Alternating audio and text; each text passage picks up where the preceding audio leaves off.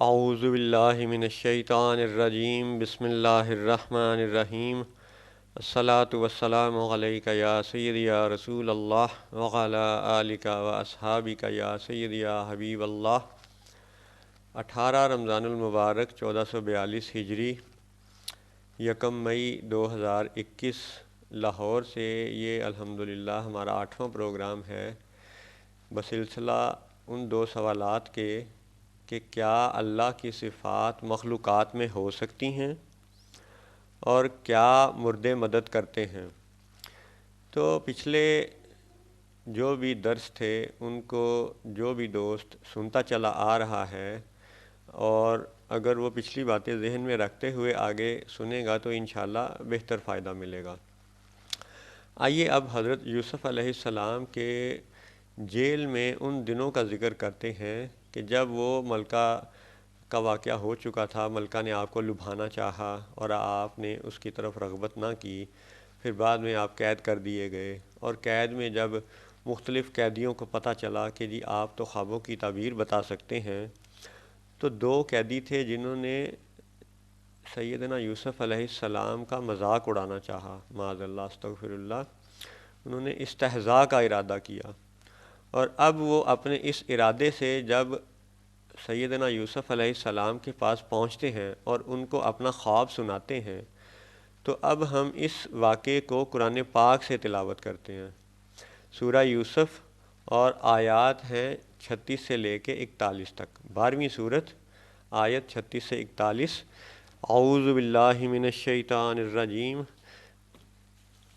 وَدَخَلَ مَعَهُ السِّجْنَ فَتَيَانِ قال أحدهما إني أراني أعصر خمرا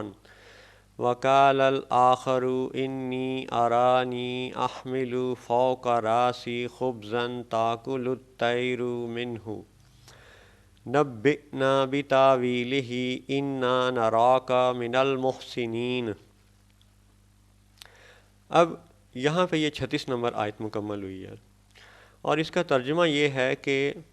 وَدَخَلَ مَعَهُ السِّجْنَ، اور اس کے ساتھ قید خانہ میں 2 جوان داخل ہوئے۔ ان میں ایک بولا میں نے خواب دیکھا کہ شراب نچوڑتا ہوں، اور دوسرا بولا میں نے خواب دیکھا کہ میرے سر پر کچھ روٹیاں ہیں جن میں سے پرند کھاتے ہیں، ہمیں اس کی تعبیر بتائیے، بے شک ہم آپ کو نیکوکار دیکھتے ہیں۔ اب یہاں پہ یہ ذہن میں رکھیں کہ وہ بنیادی طور پہ حضرت یوسف علیہ السلام کا استہزاء کرنے کے لیے گئے، معاذ اللہ مذاق اڑانے کے لیے گئے، لیکن جو انہوں نے الفاظ وہاں پہ بولے وہ اپنے خواب سنانے کے بعد کیا کہتے ہیں۔ ایک نے کہا کہ جی میں شراب نچوڑتا ہوں، یہ میرا خواب ہے۔ دوسرے نے کہا کہ میرے سر پر کچھ روٹیاں ہیں جس میں سے پرندے کھا رہے ہیں۔ جب انہوں نے اپنے یہ دونوں خواب سنا دیے تو پھر اگلی درخواست انہوں نے یہ کی نبئنا بتاویلہ، کہ آپ ہمیں اس کی تعویل بتا دیجئے، تعبیر بتا دیجئے۔ اور پھر اس عرض داشت کے بعد وہ تعریفی جملہ کیا بولتے ہیں، انا نراک من المحسنین، بے شک ہم آپ کو محسنوں میں سے دیکھتے ہیں، نیکوکاروں میں سے دیکھتے ہیں۔ اب غور کریں کہ وہ جو معاذ اللہ نبی کا مذاق اڑانے گئے، استہزاء کی نیت سے گئے، اور جو اپنے خواب سنا کے تعویل لینا چاہ رہے ہیں، اور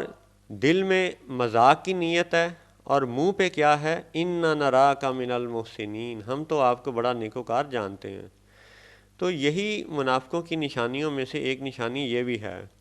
جیسے کہ دیگر نشانیاں بھی ہیں کہ وہ جھوٹ بولتے ہیں اور کبھی ایک وقت میں ایک بات کہتے ہیں، بعد میں اس سے مکر کے اس کے متضاد دوسری بات کرتے ہیں، وغیرہ وغیرہ، یہ نشانیاں ہیں منافقوں کی۔ اور ایک نشانی یہ بھی ہے کہ دل میں استہزاء کی نیت ہے اور سامنے تعریف ہے کہ اِنَّا نَرَاكَ مِنَ الْمُحْسِنِينَ، ہم تو آپ کو بڑا محسن جانتے ہیں۔ تو گویا کہ معاذ اللہ جو نبی کے علم پہ اعتراض کرے، نبی کا کلمہ بھی پڑھے، تو پھر یہ باتیں آپس میں مطابقت نہیں رکھتی۔ میرے بچے، میرے دوست، سمجھو، باز آ جاؤ کہ جب نبی کا کلمہ بھی پڑھ لیا اور نبی کو غیب کی خبریں بتانے والا نبی مان بھی لیا، تو پھر نبی کے علم غیب پر اعتراض نہیں ہونا چاہیے، کیونکہ کلمہ ہم پڑھتے ہی تب ہیں جب ہم ان پہ یقین کریں، ورنہ تو یہ معاذ اللہ استہزاء کے زمرے میں چلا جائے گا، توبہ استغفار، منافقت کے زمرے میں چلا جائے گا۔ اللہ تعالی ہم سب کو ہدایت عطا فرمائے۔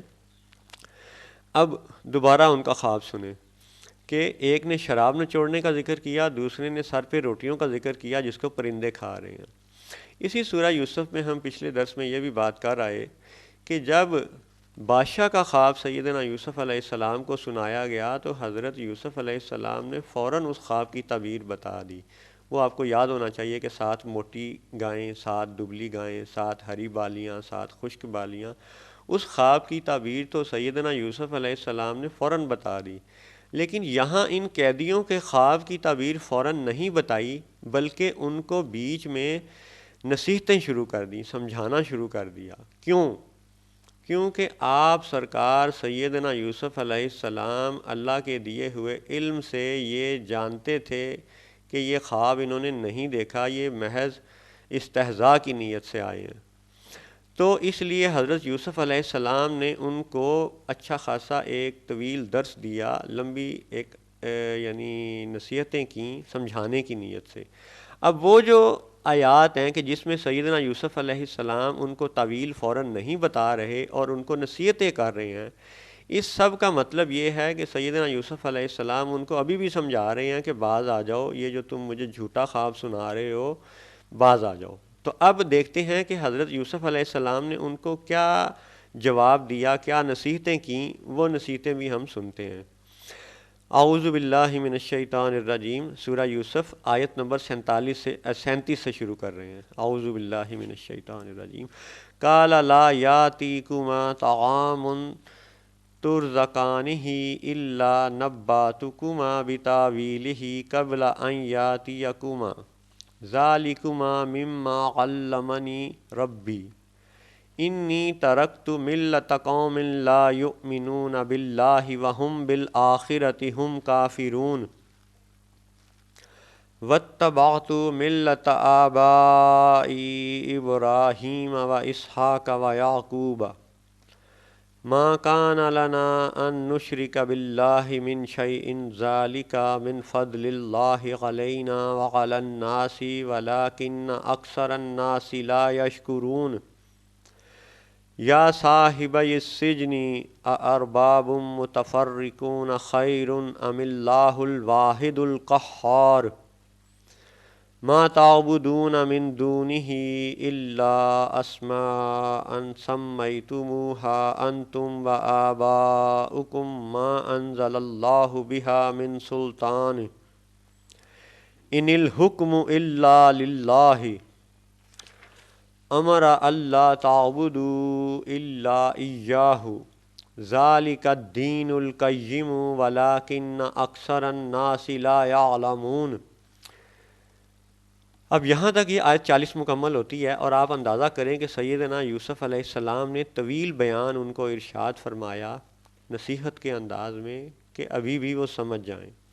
اب آپ ان آیات کا ترجمہ سن لیں۔ آیت 37 سے 40 تک کی آیات کا ترجمہ یہ ہے، قالا، یوسف نے کہا، جو کھانا تمہیں ملا کرتا ہے وہ تمہارے پاس نہ آنے پائے گا کہ میں اس کی تعبیر اس کے آنے سے پہلے تمہیں بتا دوں گا۔ یہ ان علموں میں سے ہے جو مجھے میرے رب نے سکھایا ہے۔ بے شک میں نے ان لوگوں کا دین نہ مانا جو اللہ پر ایمان نہیں لاتے اور وہ آخرت سے منکر ہیں، اور میں نے اپنے باپ دادا ابراہیم اور اسحاق اور یعقوب کا دین اختیار کیا۔ ہمیں نہیں پہنچتا کہ کسی چیز کو اللہ کا شریک ٹھہرائیں، یہ اللہ کا ایک فضل ہے ہم پر اور لوگوں پر، مگر اکثر لوگ شکر نہیں کرتے۔ اے میرے قید خانہ کے دونوں ساتھیوں، کیا جدا جدا رب اچھے یا ایک اللہ جو سب پر غالب؟ تم اس کے سوا نہیں پوچھتے مگر نرے نام، فرضی نام جو تم نے اور تمہارے باپ دادا نے تراش لیے ہیں۔ اللہ نے ان کی کوئی سند نہ اتاری، حکم نہیں مگر اللہ کا۔ اس نے فرمایا، کہ اس کے سوا کسی کو نہ پوجو، یہ سیدھا دین ہے، لیکن اکثر لوگ نہیں جانتے۔ سبحان اللہ، یہاں تک ترجمہ مکمل ہوا۔ اب آپ اندازہ کریں کہ سیدنا یوسف علیہ السلام کتنے خلوص سے ان کو سمجھا رہے ہیں اور ان کو بتا رہے ہیں کہ جو کھانا تم کھاتے ہو وہ کھانا تم تک نہ پہنچے گا، اس سے پہلے میں تمہیں تعویل بتا دوں گا، کیونکہ ذالکما مما علمنی ربی، کہ یہ علم مجھے میرے رب نے سکھایا ہے۔ اس کا مطلب ہے کہ انبیاء علیہم السلام کے پاس ایسے علوم و فنون ضرور ہیں، بالیقین ہیں،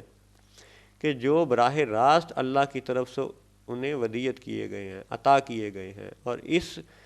علم میں فرشتہ بیچ میں ضروری نہیں ہوتا۔ یہ بھی ایک موضوع ہے، اس کو بھی انشاءاللہ بعد میں بات کریں گے۔ تو یہاں ذکر انہوں نے یہ کیا کہ میرے پاس یہ علم اللہ کا عطا کردہ ہے، اور تمہارا کھانا آنے سے پہلے میں تمہیں تمہارے خوابوں کی تعبیر بتا دوں گا۔ لیکن پھر وہ سمجھاتے کیا ہیں کہ ایک اللہ پر ایمان لاؤ، اور ساتھ ہی ساتھ کیا شان ہے کہ ذکر کن کا کرتے ہیں؟ اپنے باپ داداؤں کا، نیک لوگوں کا، صالحین کا، انبیاء کرام علیہم السلام کا، کہ جہاں پہ اللہ کا ذکر ہو، اللہ پہ ایمان لانے کا ذکر ہو، تو وہاں پہ یہ بھی فرما دیا وَاتَّبَعْتُ مِلَّةَ آبَائِي إِبْرَاهِيمَ وَإِسْحَاقَ وَيَعْقُوبَ، کہ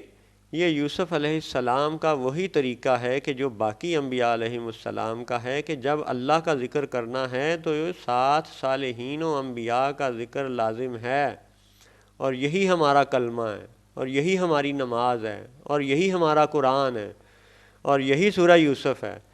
کہ حضرت یوسف علیہ السلام اللہ پر ایمان لانے کے ساتھ ہی ساتھ اپنے آباء و اجداد کی تعریفیں بیان کرتے ہیں، حضرت ابراہیم، حضرت اسحاق، حضرت یعقوب علیہ السلام کی، اور پھر اللہ کے شرک کے حوالے سے بات کرتے ہیں کہ بھئی اللہ ہی کو پوجو، ایک اللہ کو مانو، اور پھر آگے چل کے یہ بھی فرماتے ہیں ان الحکم الا للہ، کہ حکم تو بے شک اللہ کا ہے، اور پھر کہتے ہیں کہ سیدھا دین اور اس پہ قائم رہو۔ تو یہ ساری نصیحتیں تھیں ان دو قیدیوں کو، بنیادی طور پر اس نیت سے ان کو سمجھایا گیا کہ یہ جو تم جھوٹ بول رہے ہو، یہ خواب تم نے نہیں دیکھے تو ابھی بھی باز آ جاؤ، ابھی کھانا تم تک نہیں آیا، کھانا آنے سے پہلے میں تمہیں تعبیر بتا دوں گا، لیکن نصیحت کو ابھی بھی سمجھ لو۔ تو جب وہ نہ مانے تو پھر آگے آیت نمبر 41 میں حضرت یوسف علیہ السلام نے فرمایا یا صاحب السجن اما احدکما فیسقی ربہ خمرا واما الاخر فیسلب فتاکل الطیر من راسہ قضی الامر الذی فیہ تستفتیان۔ اے قید خانہ کے دونوں ساتھیوں، تم میں ایک تو اپنے رب یعنی بادشاہ کو شراب پلائے گا، یہاں رب سے مراد بادشاہ ہے۔ فرمایا ہے قید خانہ کے دونوں ساتھیوں، تم میں ایک تو اپنے رب بادشاہ کو شراب پلائے گا، اور دوسرا وہ سولی دیا جائے گا، یعنی صلیب اس کو سزا ملے گی، وہ مصلوب کر دیا جائے گا، تو پرندے اس کا سر کھائیں گے۔ قضی الامر، اب یہ حکم ہو چکا، الذی فیہ تستفتیان، جس کا تم سوال کرتے تھے۔ تو اب اس پہ تشریح میں سیدنا محمد نعیم الدین مراد آبادی ابن مسعود رضی اللہ تعالی عنہ کے حوالے سے حدیث پاک کا ذکر کرتے ہیں کہ جب یہ انہوں نے تعبیر سنائی تو وہ دونوں قیدی ہنس پڑے اور انہوں نے کہا کہ ہم نے تو یہ خواب دیکھا ہی نہیں تھا۔ تو سیدنا یوسف علیہ السلام نے فرمایا کہ اب تم نے دیکھا ہے یا نہیں دیکھا ہے؟ اب تو قضی الامر، اب تو یہ امر ہو چکا، اب تو یہ بات ایک نبی کے منہ سے ارشاد فرما دی گئی، تو اب یہ ہو کے رہے گی۔ اسی لیے ایک شاعر نے یوں لکھا، نبی کے منہ سے جو نکلی وہ بات ہو کے رہی، اور یہاں بھی ایسا ہی ہوا کہ ان میں سے ایک کو صلیب چڑھا دیا گیا اور پرندوں نے اس کے سر کو نوچ لیا،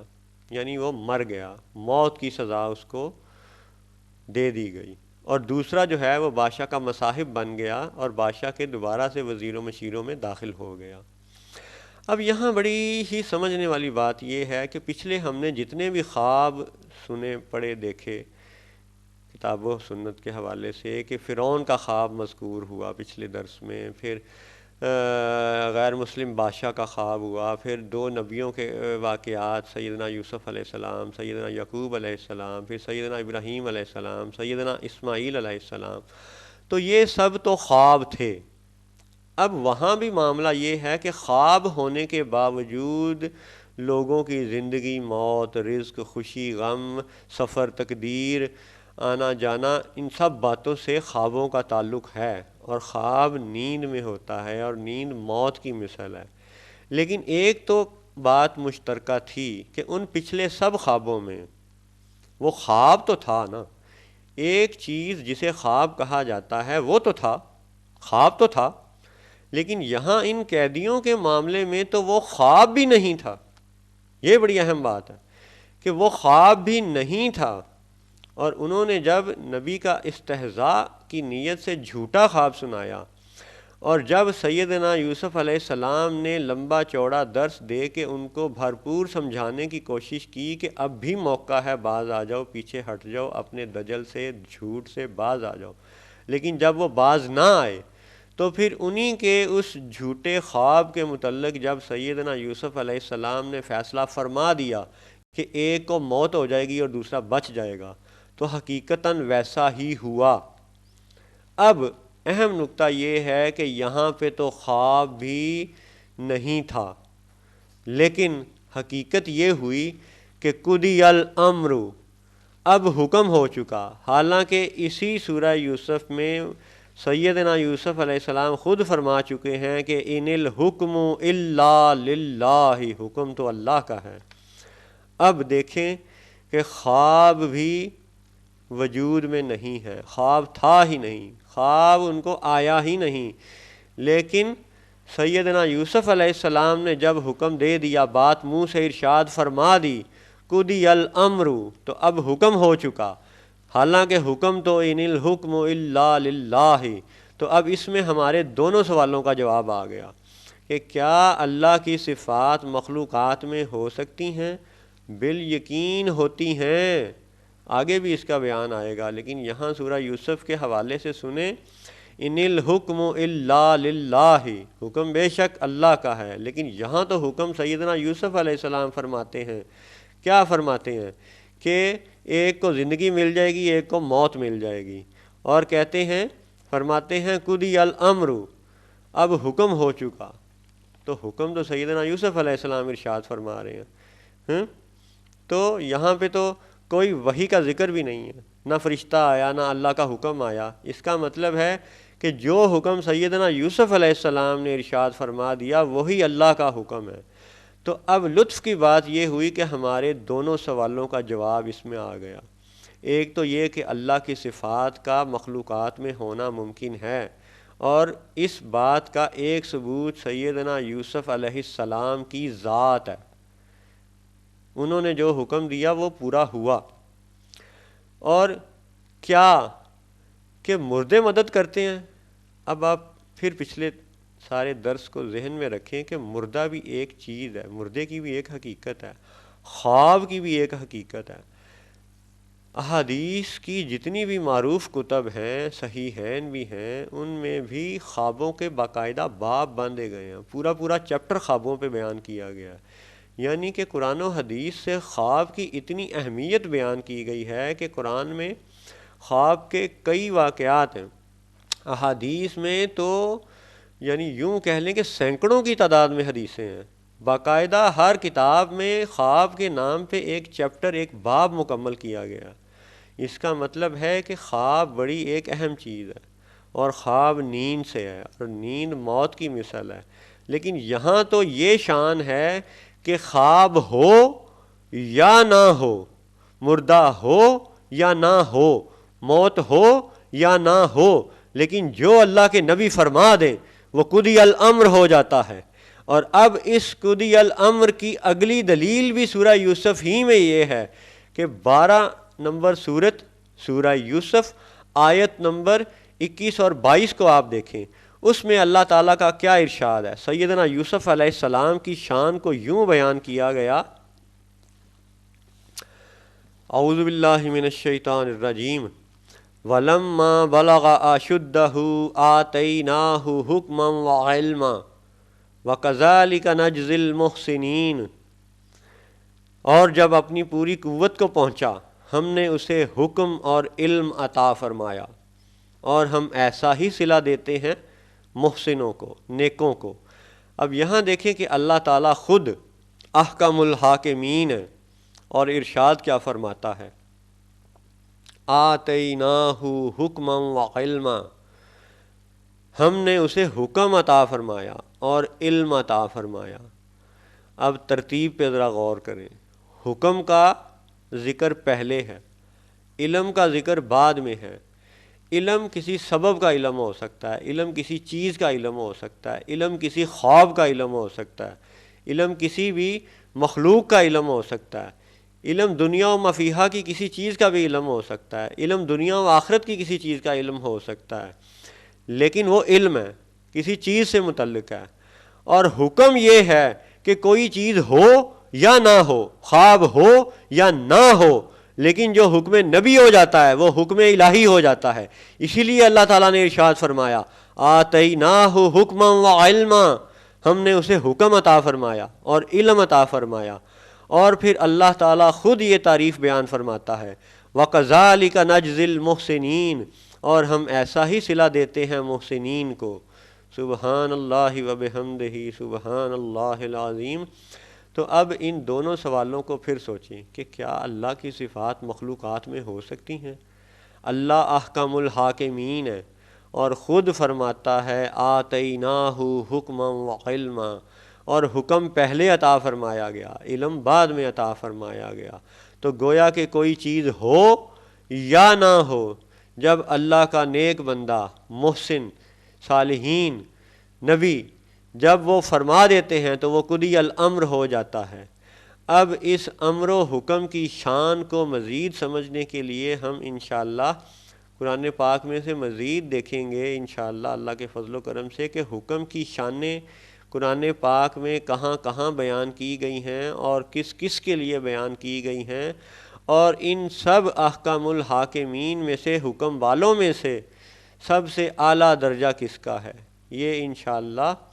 اللہ کے فضل و کرم سے آئندہ پروگراموں میں دیکھیں گے۔ السلام علیکم ورحمۃ اللہ وبرکاتہ۔